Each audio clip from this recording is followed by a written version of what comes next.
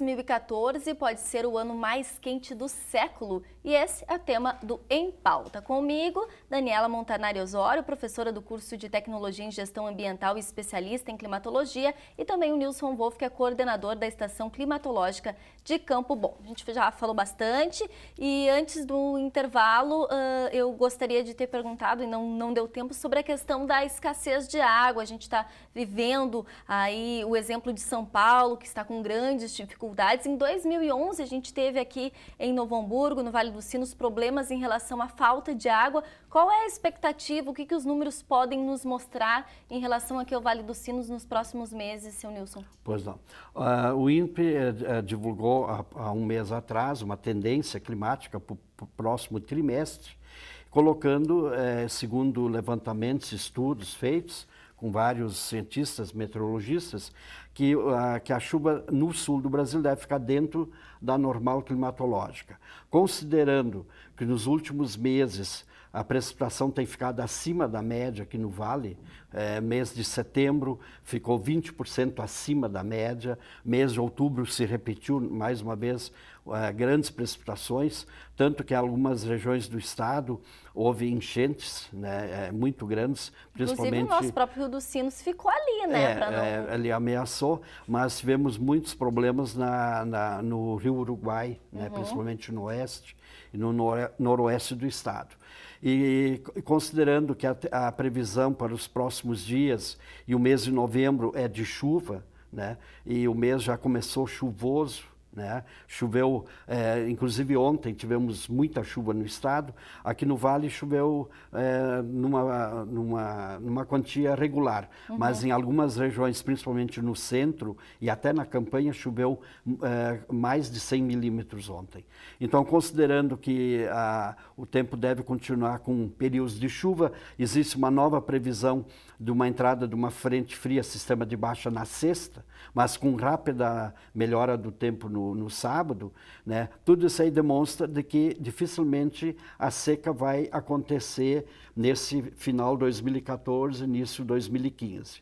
Historicamente, as grandes secas aqui na nossa região acontecem sempre na primavera e início de janeiro dos anos. Né? Finalzinho do ano, início do próximo. E esse ano, mais uma vez, não deve acontecer, é muito bom esse tipo de problema no estado, mas isso não significa esbanjamento de água.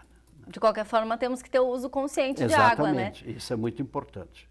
Bom, eu estava comentando então em relação a São Paulo, por exemplo, está enfrentando uma grande escassez de água e a médio prazo, professora, a gente pode enfrentar o problema da escassez de água de uma maneira mais incisiva, digamos assim? Eu acho que sim, porque que nem o seu Nilson falou que é cíclico, né, a questão da estiagem, né, ou da escassez de água, e nós temos então o Rio dos Sinos, que ele acaba tendo, né, ele abastece, né, várias cidades da região do Vale dos Sinos e que mostrou então em 2011 a preocupação, né, com a questão da seca. Então a escassez ela mostra justamente o quê? Acaba piorando muito a qualidade da água que é captada para o abastecimento público.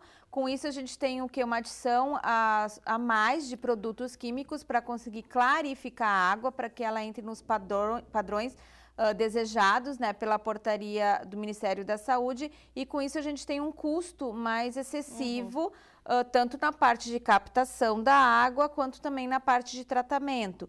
E além disso, nós temos também conflitos que podem ocorrer ao longo dos períodos de escassez, que é o uso múltiplos dessa água, como aqui no Vale dos Sinos tem a parte da plantação de arroz.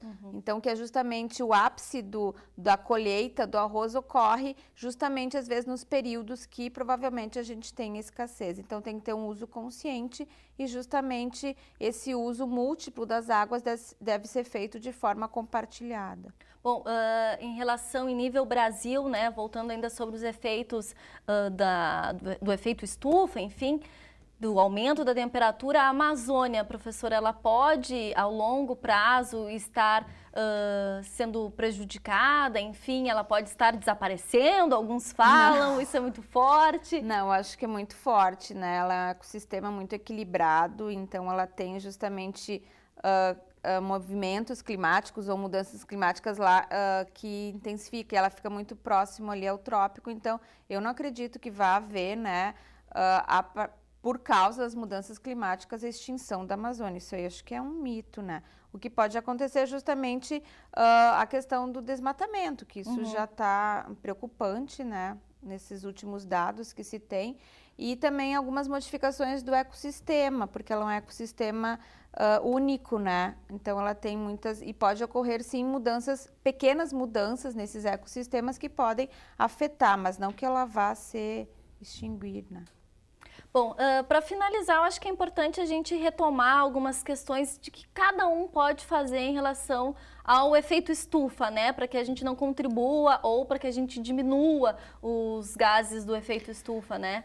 Eu acho que um pouco a consciência de forma geral na questão do consumo, né? Então eu acho que a gente tem que ponderar, por exemplo, será que eu necessito trocar de celular a cada 6 meses, porque tem uma nova tecnologia, mas o que demandou essa tecnologia de energia para ela ser realmente fabricada? Então, eu acho que na realidade a gente tem que retornar a alguns conceitos e também a questão de separação dos resíduos, né? O uso consciente da água. Então, algumas pequenas práticas que podem ser executadas em casa e que realmente vão refletir futuramente. Só que realmente talvez a gente não consiga observar essas mudanças, mas que com o passar do tempo a gente talvez consiga, né, ter essa consciência sustentável que se fala muito.